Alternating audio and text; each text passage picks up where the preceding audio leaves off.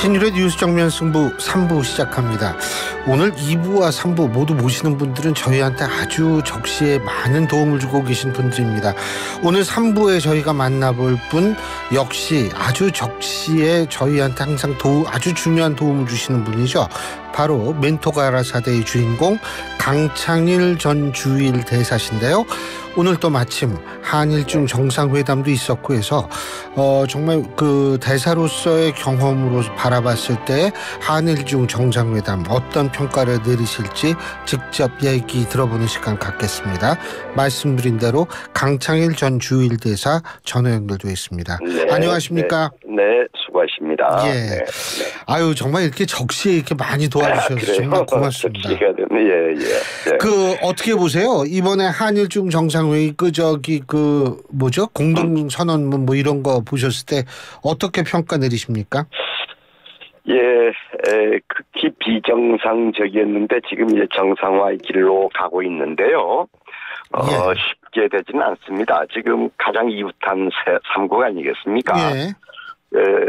3국의 동북아시아의 3국의 평화라든지 안정을 위해서 아주 필요한데 그 사이에 아주 껄끄러운 관계였어요. 그거는 이 대한민국의 우리 윤석열 대통령께서 가치 외교, 이념 외교 하면서 아주 실수한 부분이 많이 있어요. 그 쓸데없는 얘기 해가지고서 중국을 되게 자극한 부분이 있었거든요. 예. 그래서 지금 4년 5개월 만에 됐는데 벌써 2, 3년 전에 했었어야 돼요.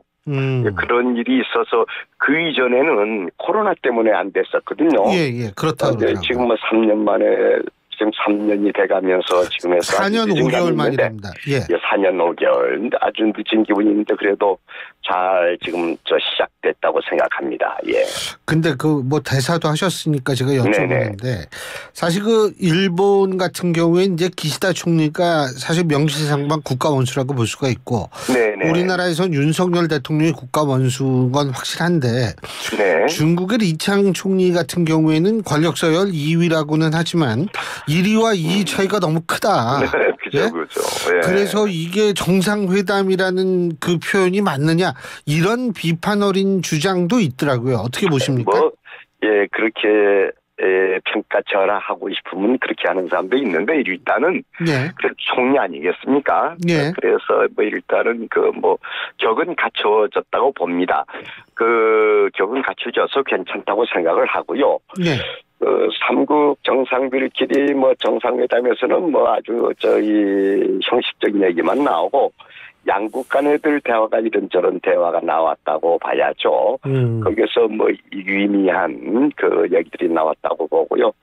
일단 심평 국가 주석이 왔으면 더 좋았겠는데 그렇게 쉽게 움직이지 않을 거예요. 앙금이 있는데 아직도. 대사님도 저거 보셨죠? 그 라인 사태에 대한 한일 양국 정상의 언급이요. 어떻게 평가하십니까? 왜 이렇게 하는지는 모르겠어요. 오히려 면죄부를 준 것이고 밑에 참모들이 제대로 못 모시고 있는 것 같아요. 아마 라인 사태에 대해서 윤 대통령께서 잘 모르시고 있지 않느냐 이런 생각이 들 때가 있어요. 그게 왠가니까 시장의 기업과 기업 간의 관계는 시장의 논리에 쫓아가야죠. 그런데 왜 일본 총무성이 개입을 합니까? 처음에는 유출돼서 정보 유출 때문에 했다고 하는데 그 속의 내용을 보게 되면은 자본 관계도 개선해야 된다. 경영 개선해라. 이런 게 전부 있거든요. 기시다 총리가 얘기한 것도 눈 감고 얼렁뚱땅하고 있어요. 그리고 우리는 제대로 지적을 못했어요. 저가 대통령이라고 하면 말이죠. 이렇게 하겠어요.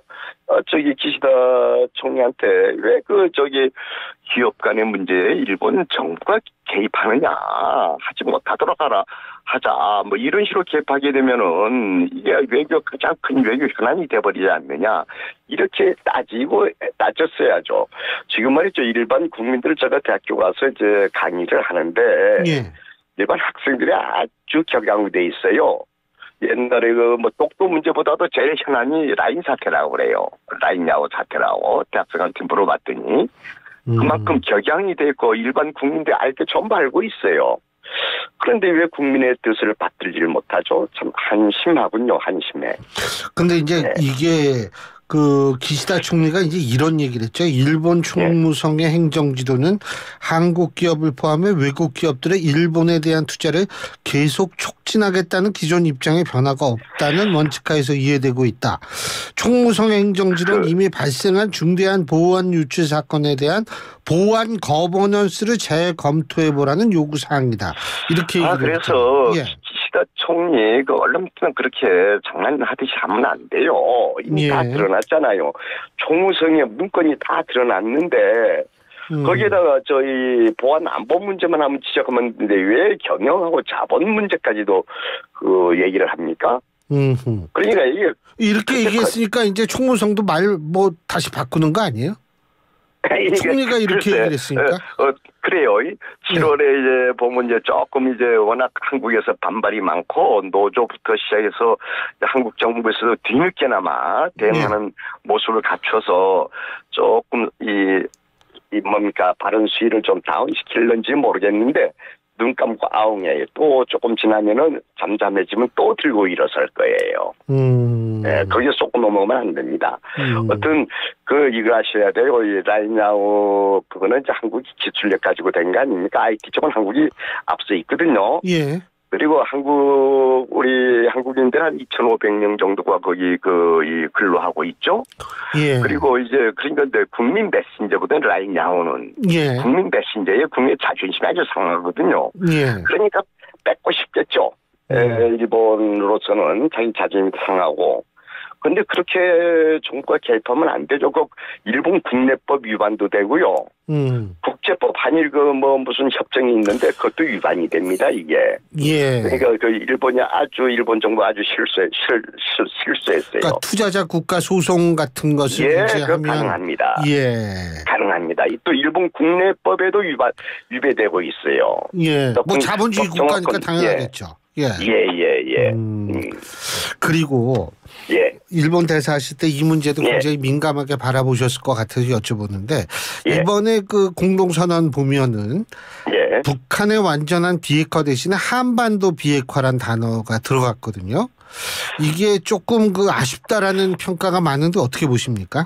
아니 한반도 그 전에 미국하고도 할 때도 한반도 비핵화라는 용어가 일반적으로 정착돼 있었어요. 예. 한반도. 그런데 이제 우리 쪽에서는 이제 한반도가 북한 비핵화 주장하는데 이제 저쪽에서 이제 중국 이런 데서 강하게 한반도 평화 이런 문제로 안정과 평화 이런 식으로 갖고 와가지고 미국에서는 그에 대해서 깊은 의미 부여하지 않고 그대로 넘어갔어요. 그래서 한반도 비핵화가 이제 한미일 간에도 얘기가 된 부분이거든요. 예. 근데 이제 그것이 이제 다시 또다시 북한 비핵화가 아니라 한반도, 중국은 한반도라고 얘기했고요. 예. 우리는 이제 우리하고 일본은 비핵화. 북한 비핵화. 예, 북한 비핵화. 예. 중국 얘기가 이제 먹힌 거 아닙니까? 그렇다면. 먹혔다고 외교라는 게 그런 거 아니겠습니까? 우리가 100% 승리는 할 수 없죠. 그래서 서로 그런 식으로 이제 미봉초로 지나가는 거죠. 그건 과거부터 줄곧 문제가 되었었거든요. 과거에도. 사실 일본은 근데 납치자 문제가 들어갔거든요. 물론 납북 일본인이라는 표현이 아니라 납치자 문제라고 됐다라는 그런 측면을 우리가 볼 수가 있는데 조금 그래서 일본은 납치자 문제가 들어갔는데 우리 좀 아쉽다라는 그런 평가도 있어서 여쭤봤습니다. 그죠. 그렇죠. 좀 아쉽죠. 이것저것 더 강하게 주장할 수도 있었는데. 그죠. 그리고 또 한 가지. 이 문제는 말이죠. 우리가 중국을 잘 설득시키면은 북한 비핵화도 가능한 얘기거든요. 중국이 원하지 않아요. 북한의 핵화를. 속내는. 예. 그러니까 위험하거든요. 언젠가. 관계 좋을 때는 많은데 관계 나빠지면 언제 어떻게 될지 모르잖아요. 역사라는 게. 그래서 중국도 북한의 비핵화를 원하고 있죠. 그러니까 이거를 강하게 좀 실력 관계에 싸우면은 그것도 가능한 얘기예요. 그죠? 알겠습니다. 그리고 예. 뭐 또 국회의원도 뭐 저 다선 의원이시니까 이거 지금 지난 주말에 야권 7개 정당이 장외 집회를 가졌다 그러잖아요. 그죠? 예. 근데 그 어떻게 보셨어요? 저는 그 장외 집회 이런 거 좀 반대하는 입장이에요. 야당 할 때도. 예. 그런데 이제 또 장외 집회 하겠다는 사람들 마음도 이해는 됩니다. 이제 이번 주가 이제 특검 재투표가 있지 않습니까? 예. 그래서 이제 여론도 환기하고 의지도 다지고 또 이 야칠당이 같이 힘을 합치는 거 아니겠습니까? 예. 그런 의미에서 이제 뭐 한 것 같아요. 뭐 이해는 하지만은 가능하면은 장외 집회는 하지 않는 게 좋다 이런 입장이고요. 일단은 여론 환기전이라고 보면 되죠. 예.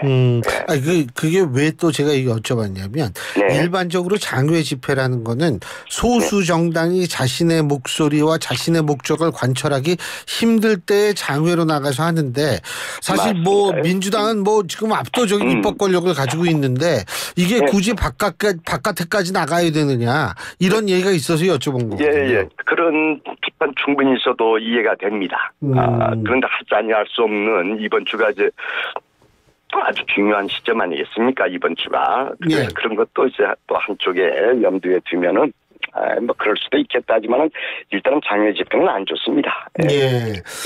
조국 대표가 아마 이런 얘기를 했나 봐요. 국민의힘이 해병대원 특검법에 찬성표를 던지지 않으면 8년 전 촛불 집회를 다시 겪을 것이다. 어떻게 보세요? 이 언급에 대해서는? 우리 조국 대표는 아주 최근에 이제 아주 강경한 발언 많이 쏟아내죠. 그런데 자꾸 탄핵이라든지 촛불 집회 얘기 정치인들 자꾸 꺼내지 않는 게 좋습니다. 국민들이 불안해해요. 저희 의지를 다지는 그런 차원에서는 좋은데 이걸 자꾸 정치장으로 그런 말들이 나오는 게 서로를 위해서 안 좋고요. 예. 또 탄핵이란 게 나라를 위해서 별로 좋지 않습니다. 그 전에 탄핵 당하지 않고 할 수 있는 길들을 서로가 모색을 해야죠.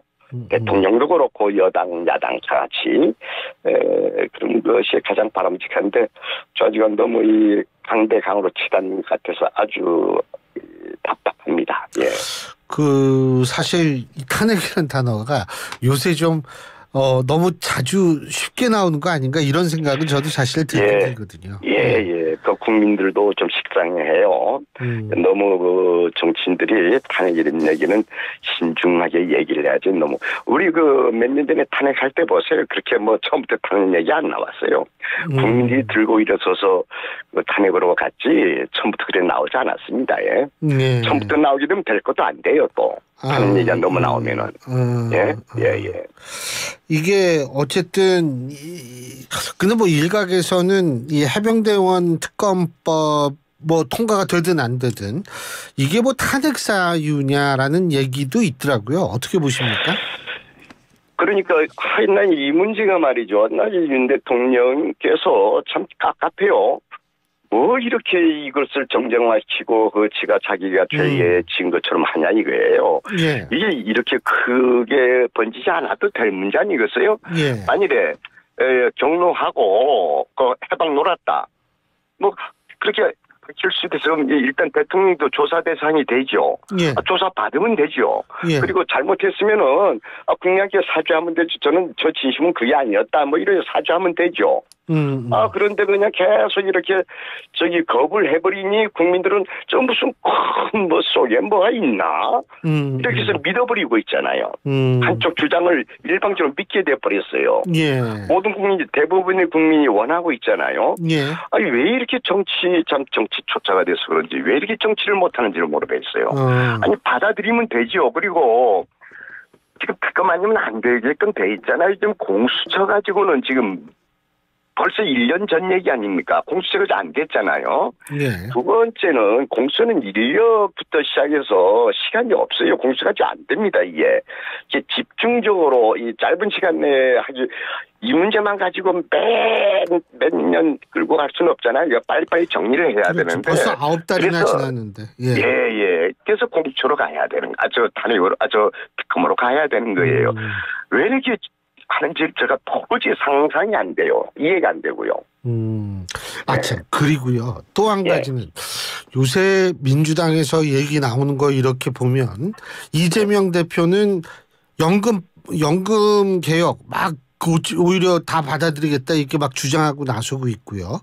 그리고 물론 일부입니다만 고민정 의원 같은 분은 종부세 1인 1가구 종부세 폐지를 얘기를 하고 있고요. 예? 이런 거 보면 이게 사실은 민주당 핵심 지지층이 반대하는 얘기를 하는 거 아니겠습니까?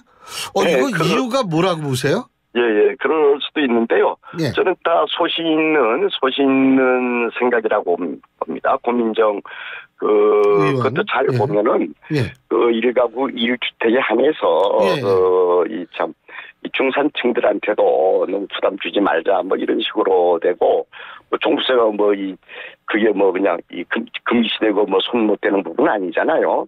그런 식의 근데 이제 강성 팬들인 경우에는 그게 우리 민주당의 정체성하고 관계있다 이렇게 하는지도 모르죠. 그러니까 오래전에 그 종부세 노무현 대통령 때 할 때하고 지금 상황이 좀 다르고요. 그 다음에는 이재명 대표는 아주 적시에 제대로 했구만요. 본래 국민의힘의 안 아니겠습니까? 그 안을 수용하는 건 아주 잘했다고 봐요. 우리가 일부 양보하면서도. 조금만 문제 가지고서 질질 끄는데 여기에서 오히려 이 대통령실이 좀 딜레마에 빠지지 않았느냐 이렇게 생각을 해요. 그러니까 일단 우선은 말이죠. 그걸 이제 받아놓고 구조개혁 문제는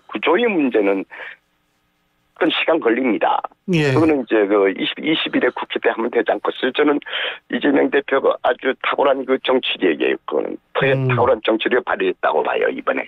그러니까 정치력이 탁월했고 대통령실은 한 방 먹은 것이다. 한 방 먹었지요.